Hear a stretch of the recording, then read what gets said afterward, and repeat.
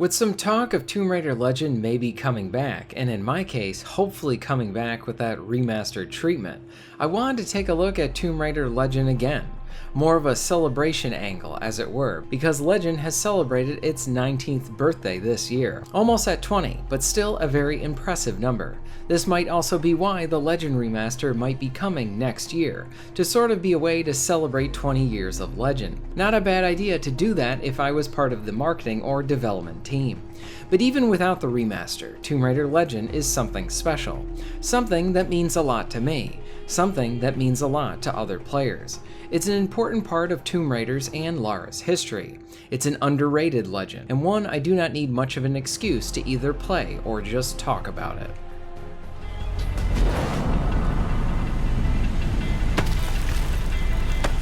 Ascending. Alistair, meet Tuanak. She's a lovely pre-Incan civilization, currently in ruins. Delighted. I could go on for hours and hours with how much I love this game. The setup for it is great, a treasure hunting adventure going to different points all over the globe, allowing for a great mix of scenarios and environments to venture through, mixing in elements of Lara's past, making it both that traditional treasure hunting tale of finding the thing, but also a personal element that is then tied to that as well. Lara, here, for me, this version of her, is what I think of when her character is brought up. This is my Lara. She is strong, confident, smart, creative, sassy, and so much more. She is a strong character, and I know this is not the same Lara of the core design games, but at the same time, this version also deserves to be held up as well. I do enjoy her whole crew of guys trying to help her out in their own way, both acting as a way to give the player insight in the environment, but even better as a means to propel the story forward. The entire thing is very cinematic. You can sort of see those blendings of the core design adventure with the Angelina Jolie movie adaptations. The story is a great ride. It's the beginning of this trilogy, the start of the narrative, the start of something special. It also acts as a great entry point for new players to sort of get their feet wet with Lara Croft. Yes, it is very accessible. Yes, it is even on the easier side of things, but that entertainment and enjoyment factor is still rather high here. I was invested in Lara's journey, wanted to find Excalibur. I wanted to know what happened to Lara's mother. What are those mysteries surrounding her friend as well? All the while, we have Lara seeing an adventure through her eyes, and a lot of the emotions that come from the excellent delivery. You believe her as Lara. I love it. The story of the last queen of Tiwanaku. Her father was king, but she was lost and raised by a warrior. She became queen after a shaman named Tunupa discovered her royal heritage. Tunupa is another name for Viracocha, their god of creation. The shaman brought her to Lake Titicaca, where she borrowed his staff, an object of great power. According to myth, Story, setting, characters are all important aspects to telling a story and providing that setting for the player. But if the game isn't much fun, well then you don't have strong legs to then stand on for this piece of entertainment. Legend sort of splits its time between platforming, shooting, and then some puzzle solving. I think this is another area for people that have an issue with this game because combat is about an even split with adventuring.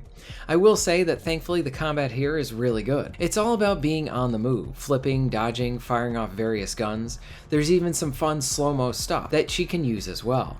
Other tools that can aid you for exploration can even be used as weapons, like the grapple so that you can pull enemies from up top to take them out, or even using it to stun them. It's an old school lock-on shooting system that for the most part works really well, and the guns are fun to fire too. You even get some time on a bike, and while it is enjoyable as it provides some variety, it can get a bit tedious in spots. This later gets used better in the Underworld sequel. Bosses are even encountered too, and while they can be a bit of a more mixed bag, some are rather fun to fight, and the game very much leans into those fantasy elements here too.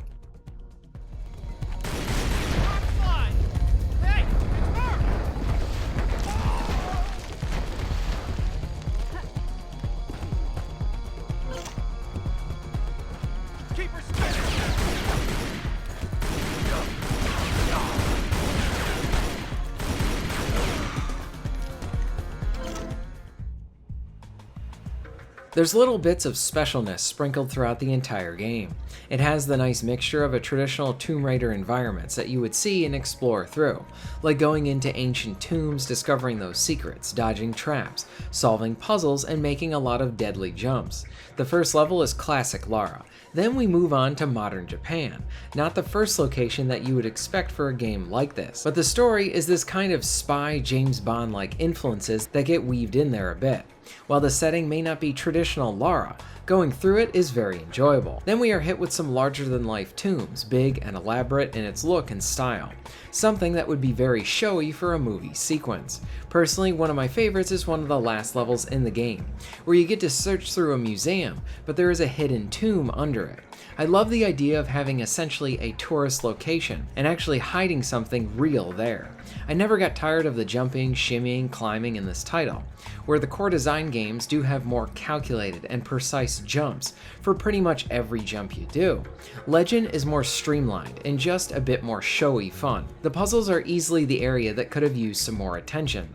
They tend to be a bit too easy to do, with you immediately knowing how to solve them. As far as the pacing, I think this is why the game feels so brisk, and I mean that in the best way.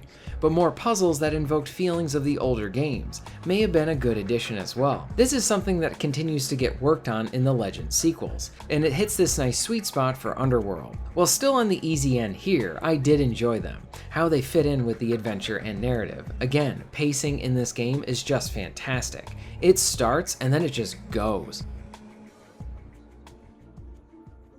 When it comes to Tomb Raider Legend, it's impressive coming back to this title 19 years later, and it holds up considerably well.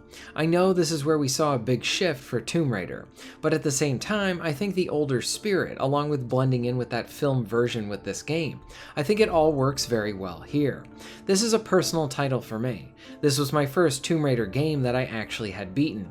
I always had an appreciation for the character and honestly the series, but my love very much started with Legend, and to this day I continue to feel the same way about it.